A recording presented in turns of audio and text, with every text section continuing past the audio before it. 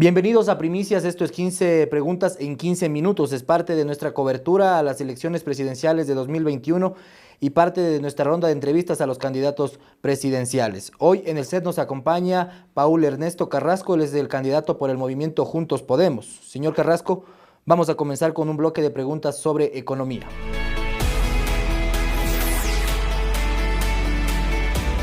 La primera pregunta, ¿en su gobierno usted impulsará una reforma laboral? Impulsaremos una reforma laboral que permita la posibilidad de proteger los derechos de los trabajadores, indudablemente, pero también la posibilidad de flexibilidad en el impulso para la producción y la facilidad para la producción empresarial. Nosotros creemos que es necesario impulsar la producción en el país, sobre todo en la micro y FAMI empresa. Ahí es donde tenemos que resolver algunos temas laborales. ¿Qué ocurrirá con las modalidades de trabajo que se han implementado a propósito de la pandemia de la COVID-19? Bueno, nosotros creemos que hay formas interesantes que tienen que sostenerse y el teletrabajo definitivamente ayuda muchísimo, sobre todo a la mujer ecuatoriana que es madre de familia y que tiene que a la vez trabajar. Así que para nosotros son formas nuevas de trabajo que tienen que estar garantizadas en el Código Laboral. En los temas de impuestos, ¿qué hará usted con el impuesto al valor agregado IVA y también con el impuesto a la salida de divisas? A ver, el impuesto a la salida de divisas es un impuesto que tiene que desaparecer porque nosotros vamos a crear zonas de libre circulación de capitales. Nosotros tenemos una propuesta nacionalista, creemos que para sostener la dolarización es necesario que ingresen capitales, no necesariamente para inversión, pero sí para protección. Y yo creo en el Ecuador para los ecuatorianos. No me interesa de dónde vengan esos recursos, por lo tanto, el ingreso y la salida de capitales no debe tener ningún tipo de impuesto. Y en el caso del IVA habrá que hacer un análisis para ver si se puede bajar, pero en lo que sí estamos claros es que el impuesto a la renta se disminuirá para motivar básicamente lo que significa el valor agregado a la producción y los encadenamientos productivos. Mientras más empleo social genere y pleno empleo, no solo en términos directos, sino en encadenamientos productivos, menos pagará el empresario, el pequeño empresario, en impuesto a la renta. ¿Qué ocurrirá con el acuerdo con el Fondo Monetario Internacional? ¿En su gobierno se respetará, lo renegociará o lo abandonará? No, hay que revisarlo en qué términos se ha negociado. Es indudable que nosotros creemos que es necesario impulsar la producción. Primero hay que levantar la reserva internacional.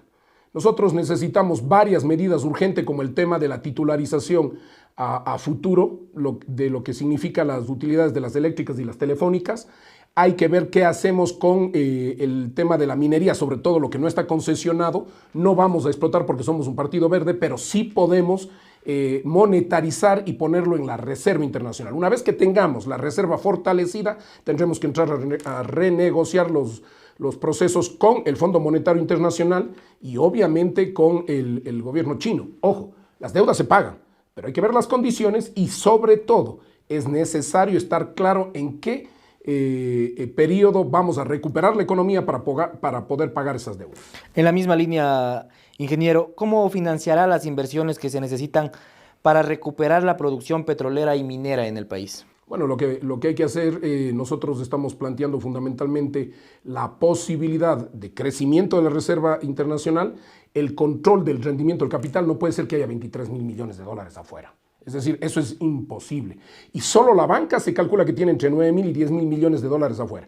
Hay que buscar la forma de garantizar para que esos recursos regresen, ¿sí? Y obviamente evitar la evasión y cobrar los impuestos, que son más allá de 5.000 millones de dólares que se pueden cobrar, 4.500 a 5.000 millones de dólares. Así que nosotros creemos que hay formas de financiamiento, pero también estamos planteando la posibilidad de un modelo de economía mixta. Entonces, zonas de libre circulación de capitales, zonas de excepción tributaria, cobro de impuestos y cobro del rendimiento del capital, una consulta popular para lo que significa la ley de extinción de dominio para quitarles los bienes y los recursos a los corruptos y a los que han robado.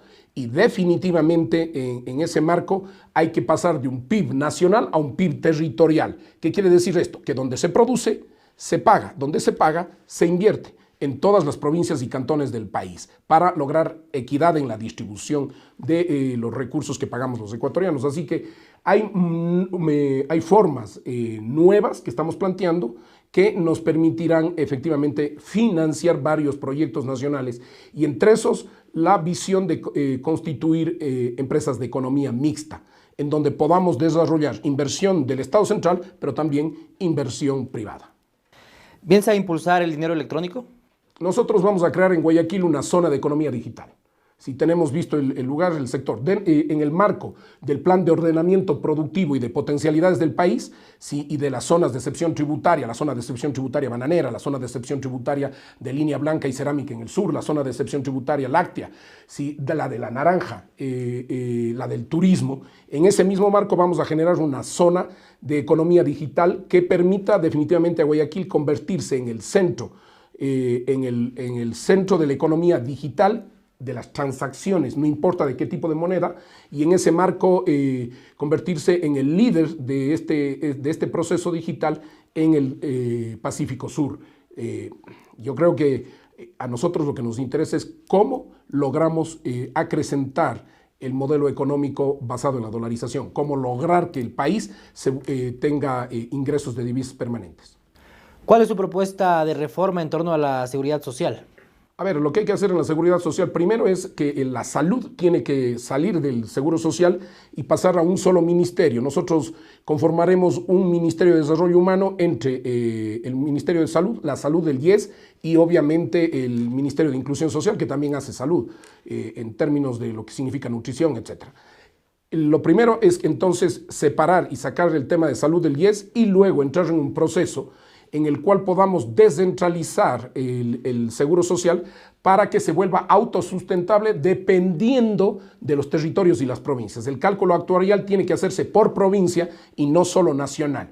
Con esto, ¿qué vamos a lograr? Que nadie le meta mano a la cartera o al fondo que tiene el seguro social.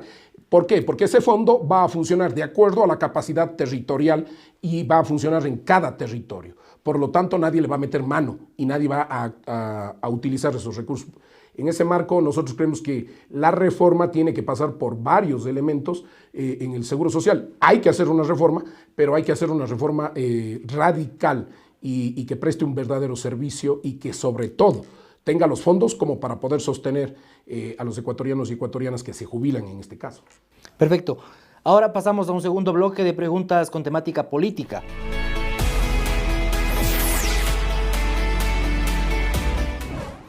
En su gobierno, ¿cómo enfrentará el problema de la corrupción? Uno, una consulta popular que plantee lo siguiente. Primero, ¿sí?, la ley de extinción de dominio, para quitarles los bienes a los corruptos, como ya dije hace un momento. Dos, que todo político electo por votación popular que haya sido comprobado que es corrupto, tenga cadena perpetua. Tres, que todo funcionario público que ha sido coimado y funcionario privado que ha coimado, ¿sí?, tenga la muerte civil, es decir, la pérdida de por vida de sus derechos ciudadanos. 4. Jueces sin rostro, jueces a los cuales no se conozca precisamente para poder evitar la presión, para poder evitar la coima, la compra de sus jueces. 5. Es necesario que los jueces sean electos por los ciudadanos. Entonces, lo que nosotros planteamos es que sean los profesores de las facultades de Derecho de las universidades del país los que cada cierto tiempo, de manera por sorteo, digamos, público, sean quienes escojan a los jueces y por una sola vez en la vida. Con esto evitamos corrupción y evitamos politización de la justicia. ¿Cómo será el eje de la política exterior durante su administración? Bueno, nosotros priorizaremos fundamentalmente las relaciones comerciales y productivas. Es decir, a nosotros lo que nos interesa es fortalecer la venta y la exportación de la producción nacional. Esa es la línea clara. Y eso significa, en cualquier caso, proteger la producción nacional, pero también abrir mercados. Y si en ese caso lo hacemos con Estados Unidos, o lo hacemos con China, o lo hacemos con Rusia, o con Japón y Corea, para nosotros nos da igual. Es el que mejor condición preste para poder vender nuestra producción y traer divisas al país. ¿Cómo armará su gabinete ministerial? ¿Personas de su partido o personas de su confianza? Nosotros tenemos que estructurar un modelo distinto. Primero hay que ver qué ministerios se quedan y qué ministerios no, ¿sí? Luego, nosotros no vamos a tener, porque vamos a organizar y hacer una reingeniería de procesos en el Estado. Hay que administrar de otra manera. Por lo tanto, no vamos a tener ni gobernadores, ni directores distritales, ni directores provinciales, porque no vamos a duplicar los roles y funciones. Vamos a limpiar la estructura del Estado. Un presidente, un prefecto, un alcalde y un presidente de la junta parroquial. El resto se limpia, salvo ciertas áreas estratégicas, pero el resto se limpia. Igual vamos a hacer en los ministerios. Vamos a ver qué ministerios serán los claves. Pero el ministro será un ejecutor de la política pública. Vamos a crear una instancia arriba que se llame Consejo de Gobierno, donde estará gente de todas las tendencias, gente responsable, honrada y con experiencia, para construir la política pública nacional. Ese Consejo de Gobierno será el que genere las políticas con el presidente. Por lo tanto, vamos a tener un proceso participativo de toma de decisiones y no un presidencialismo. Entonces, un Consejo de Gobierno con el presidente y con gente y ciudadanos, hombres y mujeres de todas las tendencias y con experiencia, que logren el consenso nacional y el consenso y el diálogo nacional. Y finalmente, desde ahí veremos qué ministerios se sostienen. Los ministros serán técnicos que respondan al área en el que están y que no respondan a decisiones políticas, sino a decisiones técnicas, pero que operativicen las decisiones del Consejo de Gobierno. ¿Estaría dispuesto usted a ceder espacios en el gabinete con el objetivo de desbloquear, por ejemplo, una correlación de fuerzas complicada en la Asamblea Nacional? De ninguna manera. Eso es lo que hay que romper. Eso es lo que hay que romper. Nosotros no tenemos conflicto de interés con ningún grupo económico, por lo tanto, nosotros tomamos decisiones libremente. No tenemos complicación para tomar decisiones económicas afectando a ciertos grupos económicos, etc. Libertad económica. Nosotros tenemos libertad con las mafias políticas. No tenemos ningún acercamiento con sectores políticos tradicionales que pidan luego el reparto. Nosotros vamos a gobernar creando parlamentos populares voluntarios ciudadanos, parlamentos populares ciudadanos voluntarios por parroquia, por cantón, por provincia y uno nacional. Y ahí es donde construiremos participativamente los proyectos de ley y ellos serán los que presenten a la Asamblea Nacional. Y en la Asamblea el presidente, como representante de los parlamentos populares, pedirá ser recibido en comisión general todo el tiempo para debatir. Abriremos el debate de la política pública. En ningún caso vamos a caer en el reparto de puestos y peor aún en procesos de corrupción con los asambleístas. Así que, clarísimo, en nuestro gobierno la Asamblea a legislar, pero primero a dar la cara con el pueblo en los parlamentos populares y luego a recibir a un presidente para abrir debate sobre proyectos presentados y políticas públicas nacionales. Gracias. A continuación, nuestro último bloque que trata sobre temas sociales.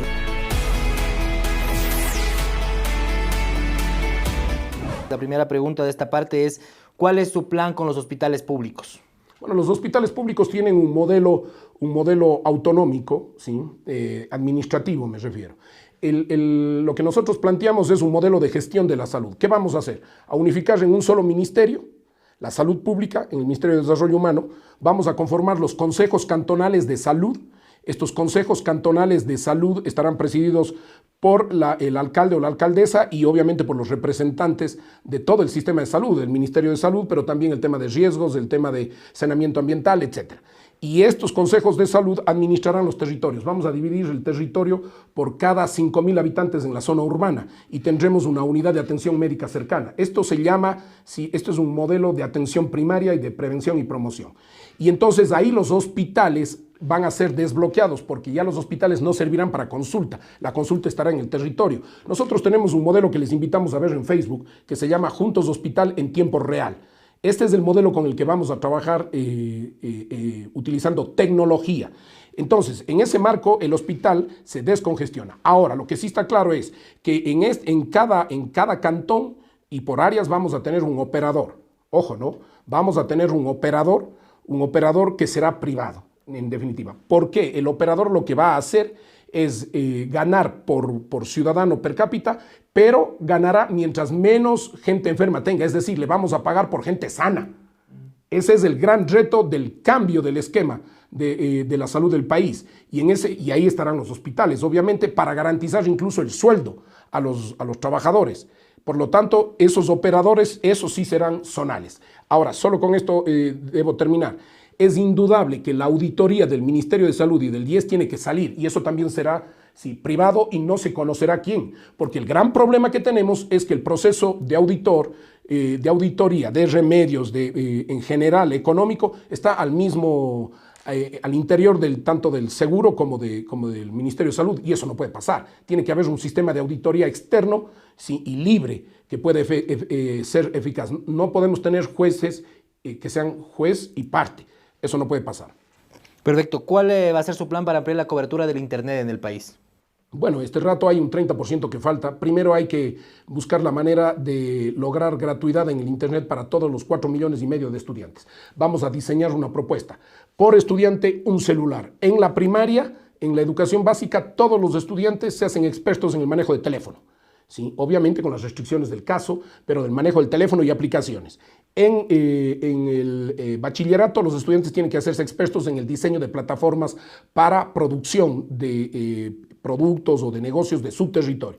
Y en la universidad, el teléfono y las plataformas tienen que ser desarrolladas para la profesión de cada estudiante. En ese caso, entonces, lo que nosotros vamos a hacer es, primero, tratar de garantizar el acceso gratuito del Internet a esos estudiantes, y luego veremos la ampliación territorial o de la cobertura de Internet en el territorio ecuatoriano. ¿Cambiará el sistema de ingreso a las universidades? Indudablemente, nosotros el examen ser bachiller ya no existirá. Si nosotros vamos a crear el preuniversitario en cada universidad, como se hacía antes, habrá un preuniversitario de 1 año en donde se le tiene que dar orientación vocacional al estudiante precisamente para que escoja la carrera correcta, que tenga apoyo del Estado central en políticas microeconómicas y macroeconómicas, y que esa carrera le permita trabajar, precisamente esa profesión le permita conseguir trabajo. ¿A qué me refiero? Si vamos a hacer, por ejemplo, si uno de los productos estrellas es el banano y vamos a diseñar una propuesta para el banano, queremos en esa zona estudiantes que sean especialistas en ingeniería comercial, pero en comercio exterior del banano, en tecnología de alimentos, pero en procesamiento de banano, en negocios internacionales, pero en negocio del banano. Si es ingeniero agrónomo, sí, pero con especialidad en el banano. Vamos, y así por productos en el país. Perfecto. ¿Cuál es su propuesta para reducir la inseguridad en el país? Bueno, es necesario entender primero que la seguridad pasa por un proceso de colaboración mutua. Entonces, ¿qué vamos a hacer? A crear los consejos de seguridad cantonal.